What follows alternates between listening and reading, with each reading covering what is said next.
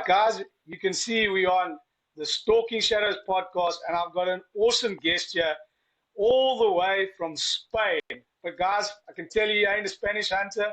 There's no facacheros that he's wanting to hunt. This is a South African buddy of mine, Alex Hohne, who I met way back in probably, I think it was around 2013, between 2013 and 2015, somewhere there. I didn't meet him. I met his partner, his lovely wife, Jess. And we've got some awesome stories that we'll probably share with you guys throughout the podcast from way back when he was living in the Northern Cape. So, Bud, introduce yourself.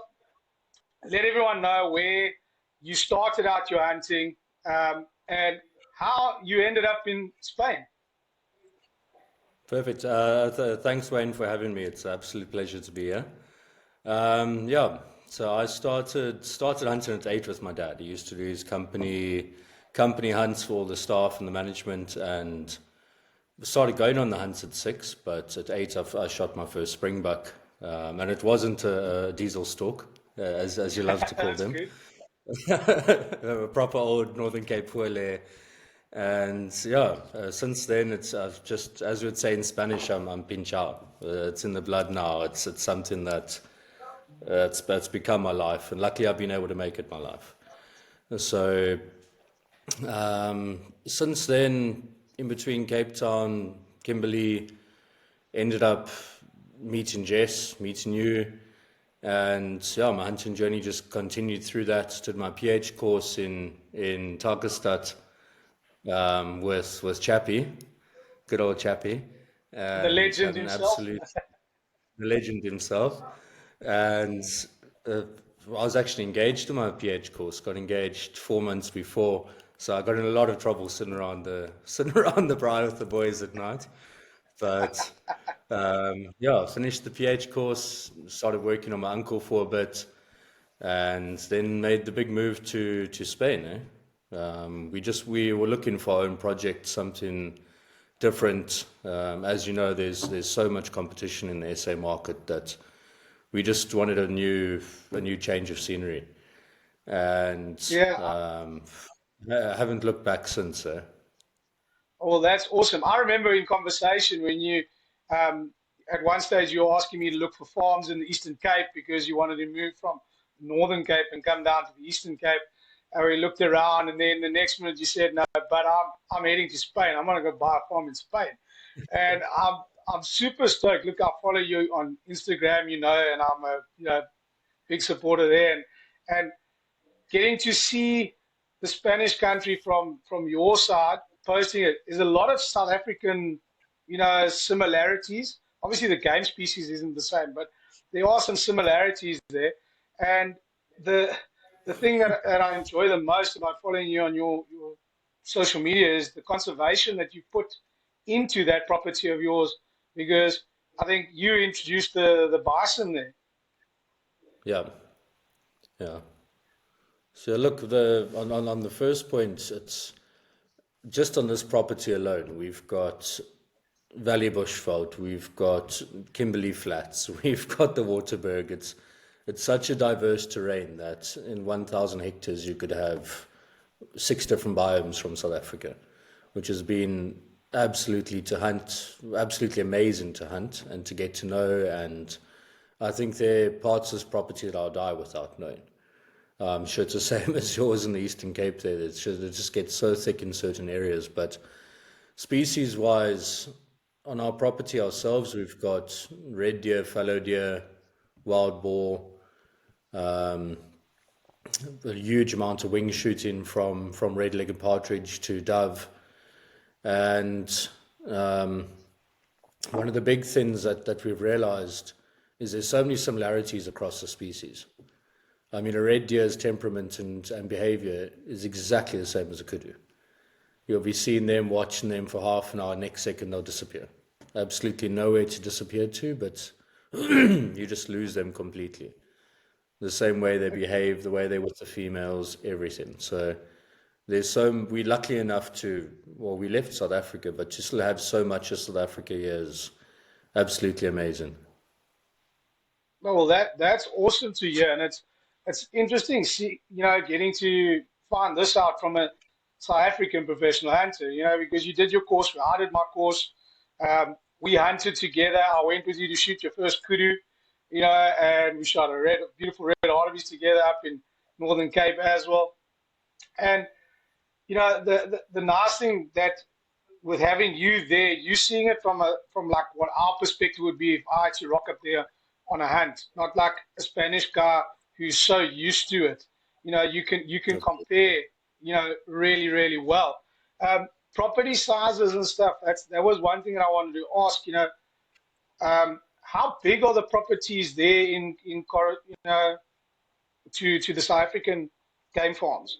You buying up um, an actual farm, or does it run like on a lease, or how does the land situation work Yeah, so with the hunting, it all depends on what area you're in. In Andalusia, where we are, most of it is private properties, and your farms range in between 1,000 hectares to 3,500 hectares, but in the mountains. We've got some there? serious mountain ranges here. We've got almost 1,000, well, 800 meter altitude variance just on this property.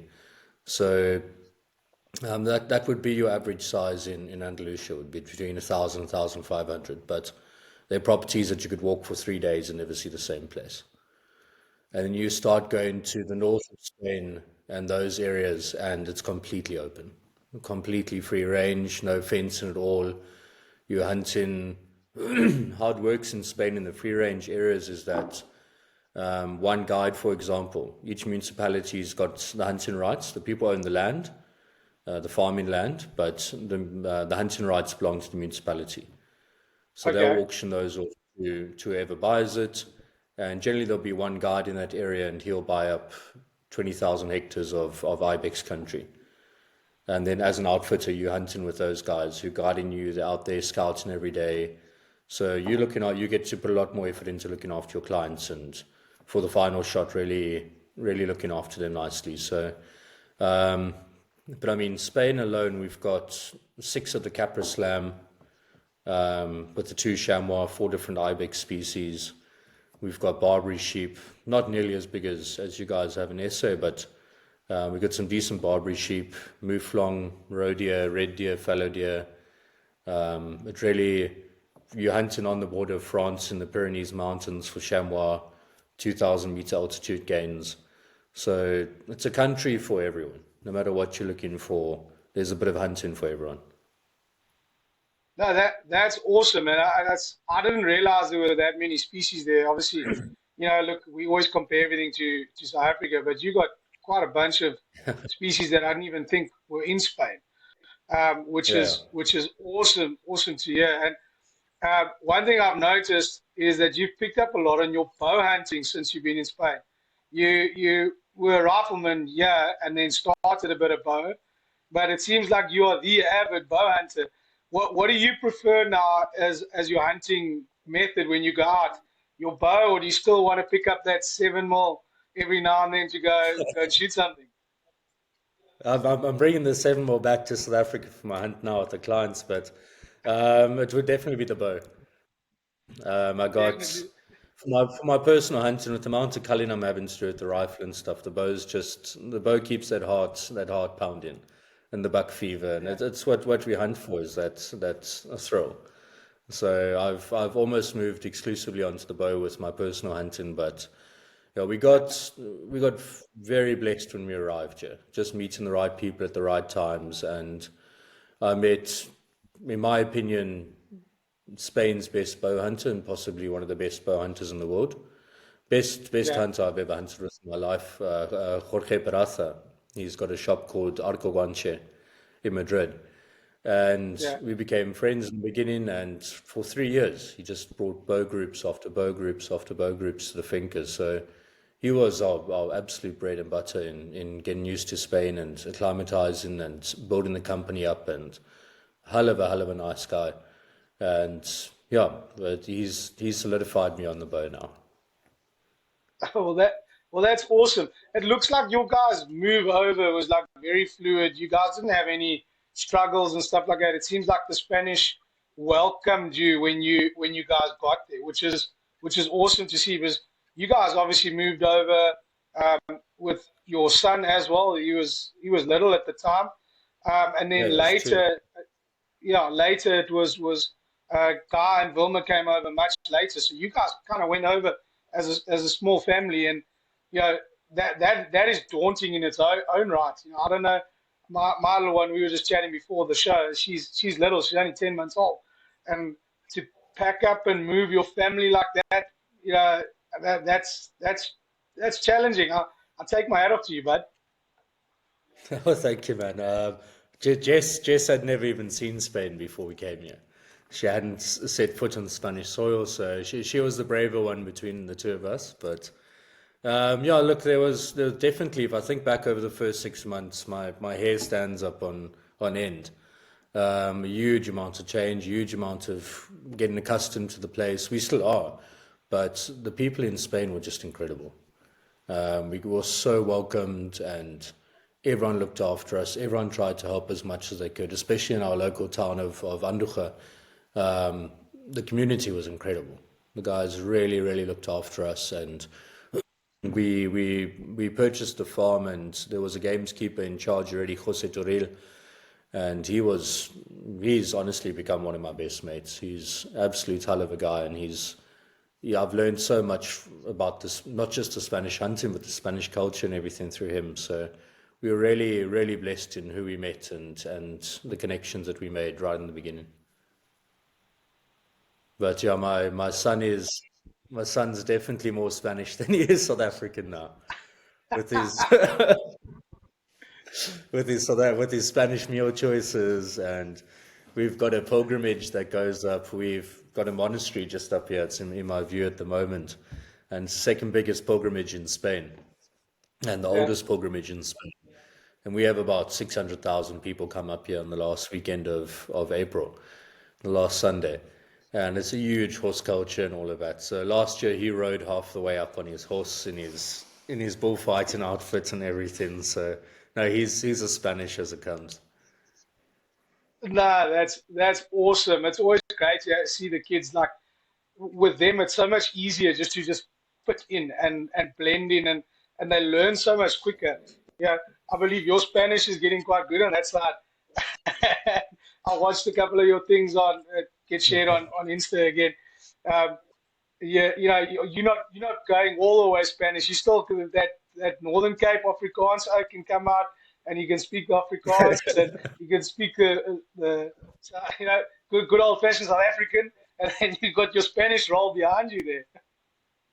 Exactly. I know we still speak a lot of Afrikaans, especially out in Yeah, public. Um, and yeah, no, look, well, one of the first things that we finished it now, but we still brine 3 or 4 times a week. We built our own bry boma now, which the yeah, Spanish are blown away by. They've never seen a bry boma before. So yeah, no, look, it's been a hell of a journey. Really, really, really enjoying it, and not a single regret in yeah. it. Um, Uh, yeah, my son's been an absolute sponge, but we haven't quite caught on to the Spanish eating times. I'm still lunch is at 12:30, dinner's at yeah, 6. I'm in bed at 9 o'clock, 9:30, and wake up at 5. I haven't yeah, quite picked up on that. Occasionally sneak in a good siesta, and yeah. yeah, No, that's awesome. So the other thing I wanted to ask you was, I saw you went on a musk ox hunt, yeah, yeah. and and then I wanted to ask you, how did you get to do that, and what is the planning involved to get out there and go and do that? I know Jess went with you. There were some awesome photographs. Yeah, tell us a bit about that experience. Well, after Jess shot her first springbuck in 2014, obviously we were planning on going on PH course, and she thought, shit, this is the guy I want to marry. So she started weaving some stories about her bucket list of animals that she wants to hunt, and one was a moose, one was a reindeer or a caribou, and a Yeah, muskox. And it all turned out to be a complete lie, but I surprised her for 2021 and said to her that, Jess, I booked the Muskox trip. We're sleeping in a tent for a week. And she's like, Alex, what the hell? What have you done? So I came back and paid her. She got her payback. Yeah, But um, it was probably one of the best hunts I've done in my life. yeah, The trip itself, we were hunting what we ate. If not, there was a bit of corned beef, some bully beef in the tent, and that was about it. 5 nights under the stars, absolutely no one there. We were probably about a kilometer and a half from the big ice shelf, so it was just no man's land. And every bit of hunting you do, and you're walking out 12 and a half, 13 kilometers in the morning, and it's like walking on marshmallows. It's just so, it's proper yes. boggy. And whatever you shoot, you have to get back. There's no leaving meat there. So luckily we had the camera crew as well that was helping us carry meat and that, but we were packing back 40, 45 kilos, 12 and a half kilometers back to camp, and cooking up the muskox and the liver and all of those kind of things.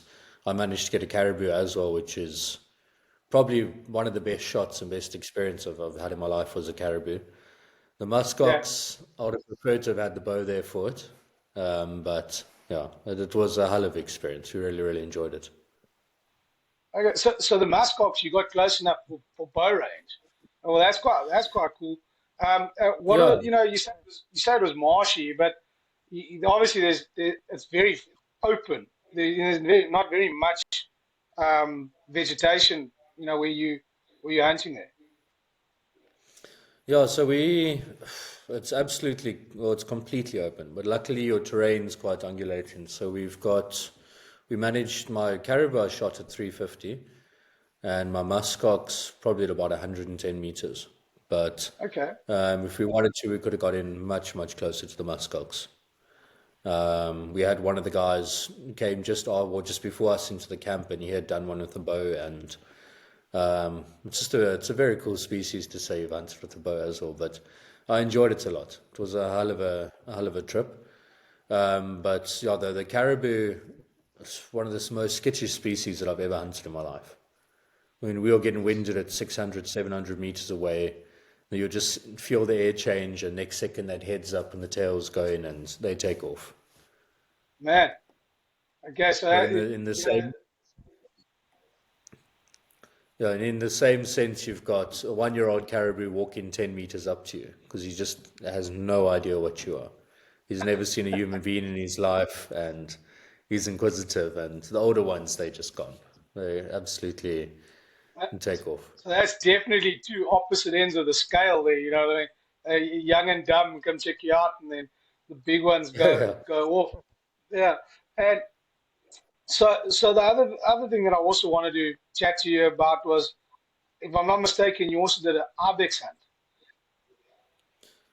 Yeah, well, I've just missing my Gredos Ibex from my Grand Slam, but I've done one Basete Ibex and three Southeastern Ibex, my own personal hunting, but we've hunted over 35 ibex in the last few years, just with Well, clients and stuff. But and the reason why I wanted to ask you, obviously everyone watches on YouTube and they look at these ibex hunts and they want to go on them and stuff like that. The physicality of that hunt, is it as extreme as what a lot of these guys post on social media, or like a fit pH? I don't look like a fit pH now. It's been holiday, too many beers through December. But as a fit pH, how would you cope, like in one of those high altitude hunting? Would there be some extra training that you need to get done and preparation? How would you prep for a hunt like that?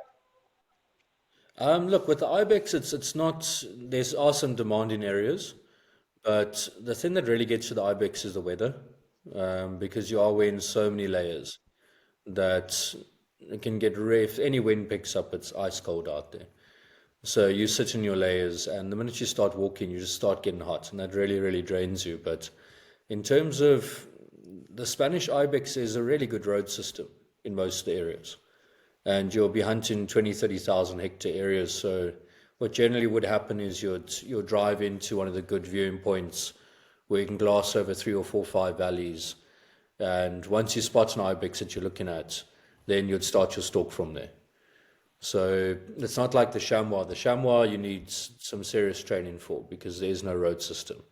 You start at the bottom of the mountain, you walk to the top. So Okay. with your chamois, that's you really need to be fit for that. We do have some more easy areas to get into with less incline, but yeah. But if you're looking at ibex outside of Spain, when you get into alpine ibex, your mid eastern ibex, Mm, once you get into Asia, there you seriously walking. You're either doing it on horseback or you hiking, but hiking. there it's complete no man's land and just mountains. Hectic. Well, that's interesting. You know what I mean? Like, so and, that's interesting for me to hear that you guys have got a bit of like a South African vibe where you can drive a pickup to a certain point and glass. You know, it's Yeah, more yeah, like a spot and stalk than a walk and stalk. That's very interesting to me. Because yeah. obviously I've watched a couple on your platform. You've also set up your rigs very much like what you had back here at home. You know, so you've got the hunting rig on the back. It's my rig from South Africa. I put it on the container and bought the same bucky in Spain. Yes, no, that's awesome. So you have literally taken South Africa and stuck it in Spain, and the clients must be absolutely loving this because it's a whole different view or perspective of hunting in Spain. No, well, 100%. And look, the Spanish hunting industry is, before we got here, I didn't know it was this big and this well organized and this well thought out. But it is very hard to compete with the South African service standard and the South African Okay, service industry. The South African service industries, it's what we're used to, what we've grown up with how to look after your clients, how to do all the little extra details. So we've kept everything Spanish and brought that into it, which is awesome. which is something that's really done us well. Is just with the client relations and all the little extra details we put into the hunt, and just stand in the slagpala when we get back with champagne and cold towels and those kind of things to wash the face off with, and Yeah, all those little details just that really adds up for the client experience at the end of the day. Because I always say to everyone, we can't control the hunting. As much as we want to, we can't. But the client experience and the service is completely in our control. So and you'll that's no, that something that's on you. exactly. So that's something we definitely brought from South Africa. There's quite a big braai culture in South Africa, well in Spain, sorry. Yeah. So, but I've never eaten this much pork in my life. I mean, we don't eat a lot of pork, and we have a pork belly every now and then and some bacon in the morning. But I'm eating pork. It's coming out of my ears at the moment, but it's absolutely it's a whole different level here. The pork, it's out of this world. Uh, But yeah, the client seemed to be really happy with all the little South African touches and the little extras and stuff like that. But I must give it to Spain. It's a hell of an industry, and it's there's that's some big amazing big to hear. that doing it really well. Uh, the other question was, what did you guys have to go through to become a outfitter and like a professional hunter in Spain? Is it there like a course like what we had to do back home, or is it very different? Absolutely nothing, eh?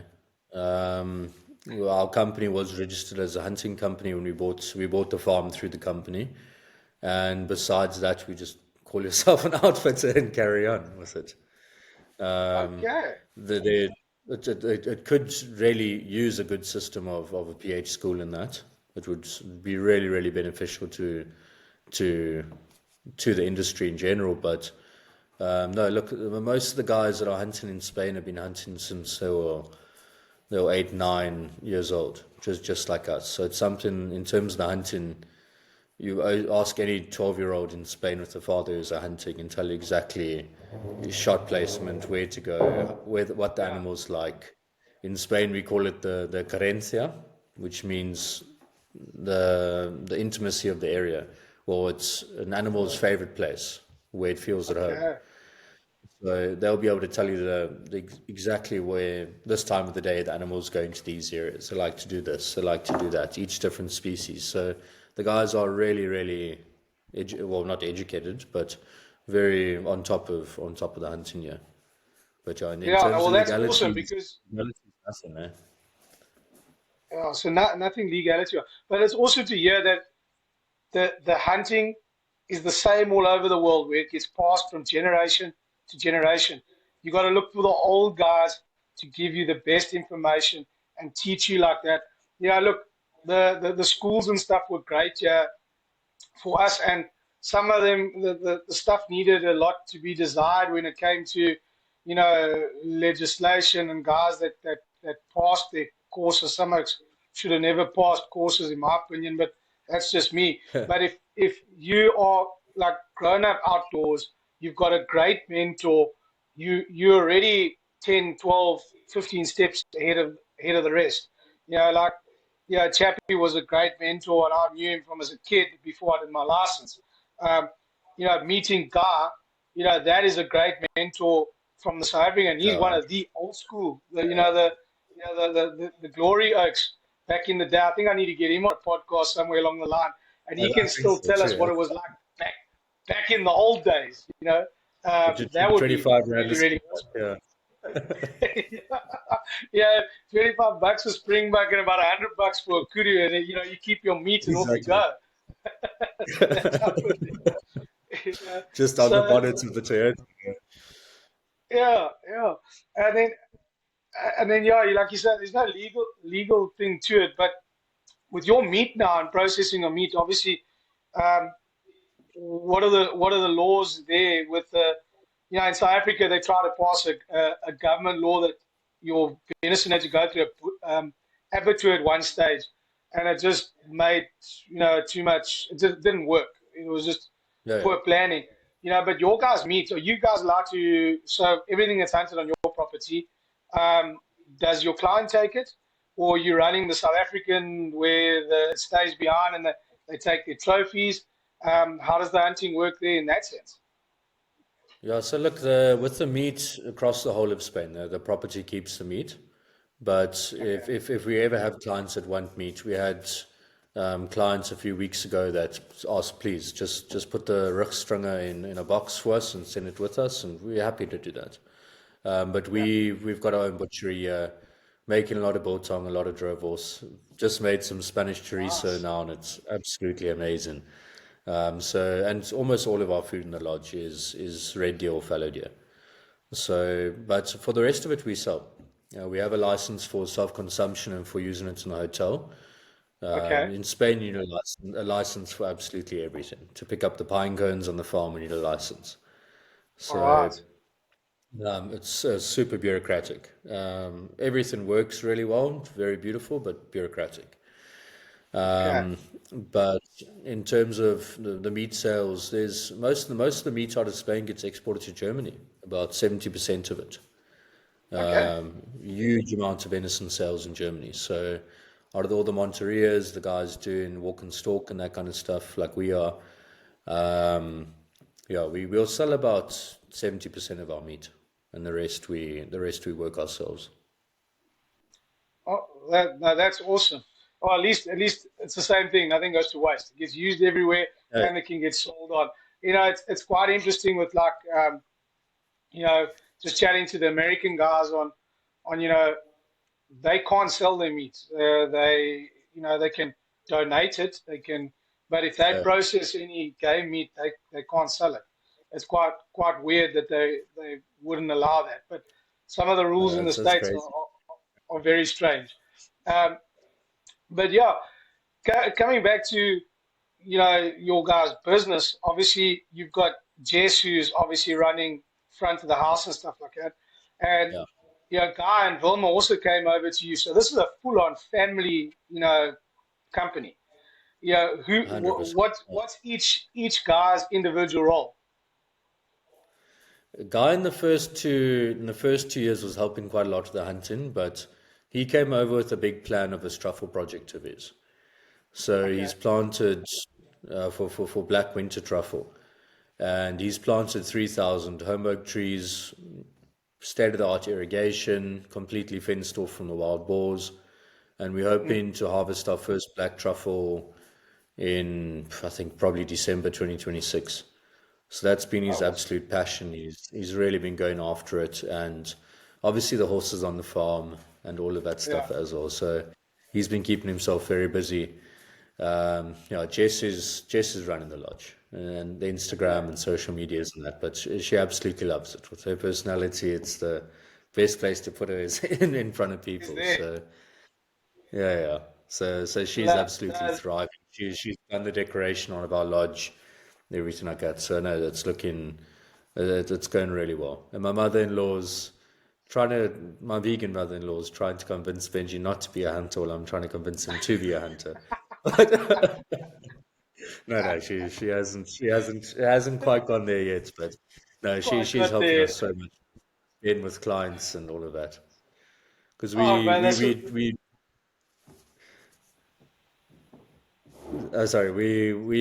trying the impossible. We running ecotourism alongside our hunting. That's why we've got our two different Instagram pages, but it's working. I mean, we've got the bison on the property. We've got the yeah. Iberian lynx, which up until must have been 3 or 4 months ago was the most endangered cat species in the world. So Okay. there's huge demands for photography for that kind of experience, the African safari experience. And we've Okay. got one of the Mahindras with the 9 chairs on the back and the full safari rig and all of that. So that's been a really big market for us because I mean there isn't anything like it in Spain of the Oh, African nice. experience of being in a lodge on a game farm where you get the African safari. So we're balancing that between the hunting, but yeah, but both sides are going really well at the moment. Well, that's awesome to hear. You actually really thought out of the box by taking South Africa to Spain and sharing, that type of side to it because I don't think anyone in Spain would have ever thought of doing, setting up the rigs like that and doing safaris and ecotourism. That's unbelievable. The other thing with your bison, how are your bison doing now? Because you guys had a crazy fire that went through your place. So it's my dog's nose that's popped into the camera here. Yeah, no, we lost about 500 hectares or yeah, 500 hectares of the farm in a fire in August. Started Yeah, just 80 meters behind the house. Still don't know the reason behind it, but yeah, it was a scary, scary period. But the yeah. bison were happy, eh? We've got an area on the farm that we sow in in September, and in May we normally open it up for the bison and leave it open for them to graze. So they were in there the whole time. Um, I'm completely unfazed. We actually had one female give birth during the fire as well. So yeah, no, the bison are doing extremely well. We have a huge amount of skeptics about it, how they won't adapt, they won't acclimatize, and within 4 years they've proven people wrong. I mean, they've changed their rut period completely because our conditions, yeah, aren't very different to Kimberley. I mean, in summer we up to Okay. 42, 43 degrees. In winter now, this morning was -2. So it is pretty much Kimberley, but at 200 meters above sea level. All right. So yeah, I don't know. We quite low down here, going up to about 900, but we we've just seen amazing changes of the bison, how they've adapted, and we've had 7 births since they've been here, so it's going extremely well. Oh, nice. So your numbers on your bison now, what did you start with? We started with a herd of 18. We lost 4 bison in total to Mm, fighting, and one female had a bone in her heart. Still don't know how that got there, if it's genetic that's or fine. because all bison, European bison, come from 12 animals in the Yeah. early 1900s. They had 12 animals in zoos and just started breeding them. So I mean, the genetic pool is tiny. So Mm. yeah, one female arrived pregnant in the first year, gave birth, and we've had 6 babies since then. But yeah, Oh, their that's normal nice. rut period would be August and giving birth in September. But the big problem with that is we've got such a harsh summer with no grazing or Yeah. anything like that. So the female to try and produce milk while in those conditions, and once the baby cuts its teeth, we only get our rains normally middle of October. So it's a really, really tough environment for the babies. So they changed their rut to December, January. So the babies are now born mid-September. All the acorns are falling, so the females are fattening up really quickly. Huge amounts of milk. If I compare the sizes, I mean the babies are almost double the size as the previous ones. Oh, that's So awesome, and it's amazing to see what nature can do. no, People no, wouldn't even think of that. no, we were expecting, I mean, generational changes over time, but I mean within 4 years it's been radical. Their Yeah, adaptation to the area. So it's been a hell of a cool to see and be a part of. no, that's amazing. So now, what is your obviously your guys' season is towards the end of the year. So you're obviously in winter now. So is your season done, or have you still got a bit of hunting that you're doing now? So our main, well, our first bit of hunting, our season runs from August until May, pretty much. Okay. So in August we will be doing our pigeon hunting. I've got really, really good pigeon. It's done in a traditional method called simbal, Yeah. where you've got a live decoy pigeon that you've kept at the house, and it's on a long pole with a platform, and that platform Yeah. is attached to a string inside your hide. So as you pull on that platform, the bird has to flutter up and land in the tree. So it brings in all the flocks of pigeons. So we're doing Okay. some really, really good pigeon hunting out here. Um, and that starts normally the last 2 weeks of August. So we'll start with our cull packages and management hunting around then. Mm, And then middle of September, we start our red deer rut. yeah. Generally from the 10th of September until the end of October is prime deer time. And that's with them roaring and bugling, and it's absolutely magical. We've got our own bugles, and it's just as in the States. I mean, they come in right up into you. We're learning all the tricks and the fine art of it, and it's because it's quite a much deeper bugle than the Yeah. elk. So you get it's quite a haunting sound, and it's a hell of a cool way to hunt. And our fallow deer rut starts generally 1st of October, and they also walking around, making their noises. And in Spain, we call it the ronca, which means a snore, Yeah. because it sounds like they're walking around snoring. Snorting. Yeah. Um, Yeah. yeah. So they will run pretty much the whole month of October. And Yeah. ibex season starts 15th of October. So we go straight into ibex season. We've got a few ibex in our property, but not too many tags. So Yeah. we try and limit that. It's a small population still, but we go straight into ibex season November, December, towards the first 2 weeks of January, and then call it quits on that. But you've got Okay. chamois at that same time. And February is quite a quiet month for us in March, mainly Yeah. focus on the ecotourism. There are hunting options for it. We've got mountain mouflon up close to Barcelona. You can still be hunting ibex, but generally the really good period for ibex comes. There's double season on it. We'll start 1st of April around then. The machos, the males, all create really Yeah. really big bachelor herds. So it's quite a Okay. different hunt to your winter hunt, because your winter hunt you're focusing on the male and the females, Mm, and but in that bachelor period in spring, shit, it's quite a trick, because you'll have yeah. 20, 25 big ibex in front of you, and your guide's speaking Spanish to you, and you're trying to translate it into English, and they don't stop moving. So shoot the one on the left, Yeah. and yeah. So it's a hell of a cool experience to see that many big animals together. But um, and the rodeo season opens on the 1st of April.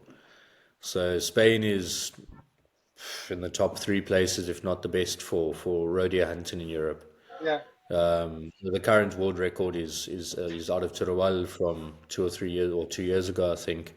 Absolutely monster rodeo, really good areas.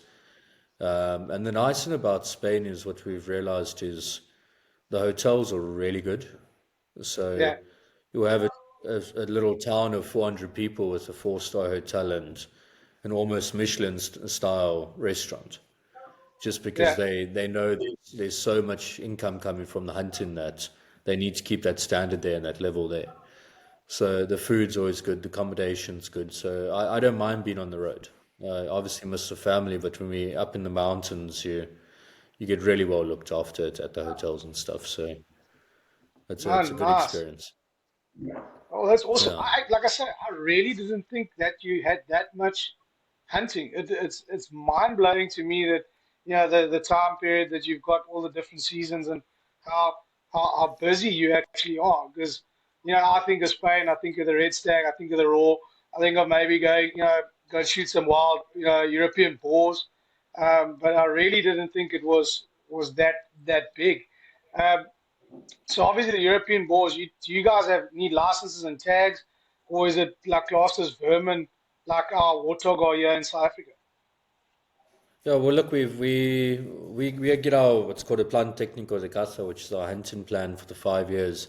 And within that, I think we've got 120 boar every year. So I mean, we got no shortage Okay. on tags for it, but it has become such an issue in Spain that I know in Andalusia they've created a state of emergency to actually remove Hectic. boar. So before we weren't allowed thermal vision at night, we weren't allowed to have a thermal scope attached to the rifle. You could have a handheld, but now the government's Yeah, just said to us, go for it, please. You have to drop the ball numbers. So, but the main ball methods would be in the Monteria with the driven hunts. yeah, It's like our yeah, Spanish four-layer, but with dogs. Well, South African four-layer, but with dogs. yeah. And then waiting at night, like you would with the bush pigs and those kind of things. Oh, that's awesome. So, My brother and I said, yes, one day we want to come and do one of those driven hunts in Spain because I've never yeah, seen that many pigs run out. Holy smokes. He'd be there with that pump action 30-06 Remington if he's having a exactly, whale of a time. exactly.